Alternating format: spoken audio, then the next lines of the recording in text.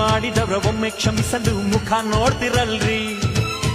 ನೀವು ಮಾಡಿದ್ರೆ ಮದುವೆಯಂತೆ, ನಾವೇ ಆದ್ರೆ ಪ್ರೀತಿಯಂತೆ. ಭರತನ ತಾಯಿ ಶಕುಂತಲ ಮದುವೆ ಆಗಿಯೇ ಹೆತ್ತಳ. ಯಾರೇ ನೀನು ಅಂದರು ರುಜುವಾತ್ ಮಾಡದೆ ಬಿಟ್ಟಳ. ಬದುಕಿಗೆ ಎಂದು ಪ್ರೀತಿಯ ಬಂಧು ತಿಳಿದುಕೊಳ್ಳದಿರುವ ಜಾಣ ದಡ್ಡ ರೀ. ಯಾರಿಗೆ ಯಾರು ಇಲ್ಲ